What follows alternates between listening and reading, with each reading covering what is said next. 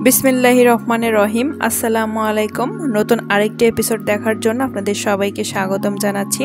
আজকে আমি আপনাদের তৈরি করে দেখাবো কেএফসি স্টাইলে ফ্রাইড চিকেন রেসিপি। আশা করছি রেসিপিটি আপনাদের কাছে ভালো লাগবে। ঘরোয়া মশলায় একদম পারফেক্টভাবে রেসিপিটি তৈরি করা যায়। শুরু থেকে শেষ পর্যন্ত আমাদের সাথেই থাকবেন। তো চলে যাচ্ছি মূল রেসিপিতে। প্রথমে এখানে আমি পরিষ্কার করে চিকেনটাকে খুব ভালোভাবে ধুয়ে নিয়েছি এবং পানিটাকে ঝরিয়ে নিয়েছি। এখানে আপনারা চিকেনের যে কোনো অংশ নিতে পারেন, যেমন এখানে আপনারা লেগ পিস নিতে পারেন, থাই পিস নিতে পারেন এবং ব্রেস্টের পিস সহ যে কোনো ধরনের পিস নিতে পারেন। এখানে চিকেনটাকে আমি স্কিন সহ নিয়েছি, এতে করে ভাজার পর অনেকক্ষণ ধরে মুচমুচে থাকবে।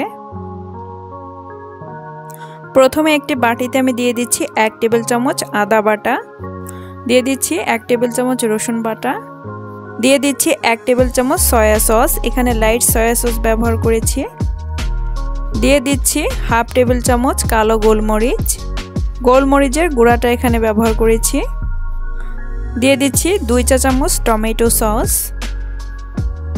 মরিচ গুঁড়া ব্যবহার করছি এখানে 1 টেবিল চামচ,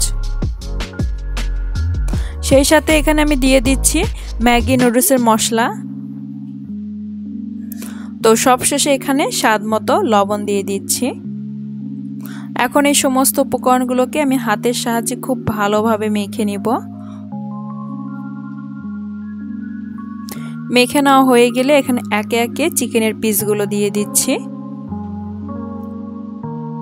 মশলাগুলোর সঙ্গে চিকেনটাকে খুব ভালোভাবে মাখিয়ে নিতে হবে, যাতে চিকেনের মশলাটা খুব ভালোভাবে ভিতরে ঢুকে যায়।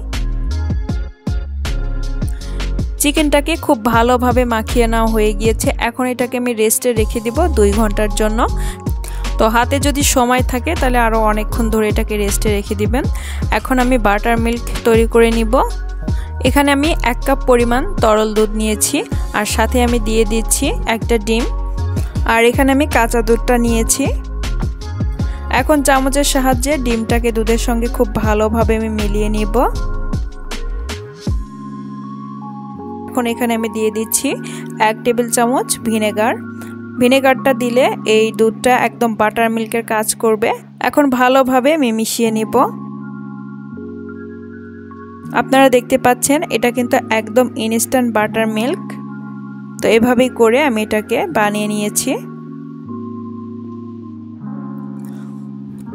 এখন একটা চালনিতে আমি দিয়ে দিচ্ছি 3 কাপ পরিমাণ ময়দা।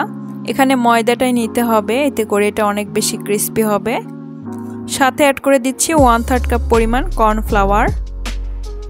চালনির সাহায্যে এখন সমস্ত উপকরণগুলোকে চেলে নিব। এখন শুকনো উপকরণগুলোকে আমি আবারও মিশিয়ে দিচ্ছি 1 টেবিল চামচ লবণ, দিয়ে দিচ্ছি সাদা গোলমরিচ 1 টেবিল চামচ, মরিচ গুঁড়া দিয়ে দিচ্ছি 1.5 টেবিল চামচ। চামচের সাহায্যে সমস্ত উপকরণগুলোকে ভালোভাবে মিশিয়ে নিচ্ছি। মাংসটাকে 2 ঘন্টার জন্য আমি রেস্টে রেখে দিয়েছিলাম। এখন এখান থেকে আমি সরাসরি ময়দার উপর মাংসটাকে রেখে দিব। এখন এটাকে আমি কোট করে নিব। প্রথমে হাতের সাহায্যে এভাবে করে খুব ভালোভাবে কোট করে নিব। এখন সরাসরি বাটার মিল্কের ভিতর এই চিকেনের টুকরাটাকে দিয়ে দিচ্ছি। দিয়ে এভাবে করে একটু ডুবিয়ে নিয়ে আমি আবারও ময়দার উপর দিয়ে দিচ্ছি। তো আবারও হাতের সাহায্যে ময়দাটাকে খুব ভালোভাবে কোট করে নিব। আর এক্সট্রা যে ময়দাটা আছে সেটা এভাবেই করে আমি একটু ঝেড়ে নিচ্ছি। এভাবেই করে সবগুলো আমি বানিয়ে নিব। তো প্রথম ব্যাচটা আমি ভেজে নিব। ডুবো তেলে যেহেতু চিকেন ফ্রাইডটা আমি ভেজে নিব, তার জন্য কড়াইতে আমি তেল দিয়ে দিয়েছি, আর তেলটাকে খুব ভালোভাবে গরম করে নিতে হবে। এই পর্যায়ে চুলার আঁচটা থাকবে মিডিয়ামে। একে একে চিকেনটাকে আমি দিয়ে দিচ্ছি।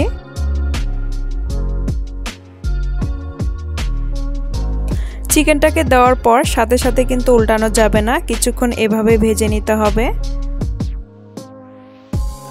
তো প্রথম এক সাইড ভাজতে আমি 5-6 মিনিট অপেক্ষা করেছি।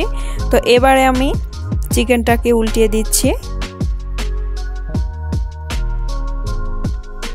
তো অপর পাশটাকে ভালোভাবে ভেজে নিতে হবে।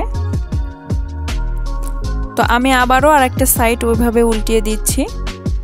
তো চিকেনটা কিন্তু আমার খুব ভালোভাবে ভাজা হয়ে গিয়েছে, সুন্দর একটা কালারও চলে এসেছে। চিকেনটা খুব ভালোভাবে ভাজা হয়ে গিয়েছে। এখন আমি তেল থেকে চিকেনটাকে তুলে নিব। একদম সহজ রেসিপিতে তৈরি হয়ে গেল ফ্রাইড চিকেন রেসিপি। আপনারা বাসায় অবশ্যই ট্রাই করে দেখবেন। বাহিরের স্বাদ ঘরে পেতে চাইলে স্বাস্থ্যসম্মত উপায়ে আপনারা বাসায় ঘরে কিছু সামান্য মশলা থাকলে এটা খুবই সহজভাবে বানিয়ে নেওয়া যায়, আর খেতেও খুবই মজাদার। বাচ্চা থেকে বড় সবাই কিন্তু এটা খুবই পছন্দ করবে। আশা করছি রেসিপিটি আপনাদের কাছে ভালো লাগবে। ভালো লাগলে অবশ্যই আমাদের সাথেই থাকবেন, আর আমার এই ছোট্ট চ্যানেলটিকে সাবস্ক্রাইব করে না রাখলে অবশ্যই সাবস্ক্রাইব করে রাখবেন।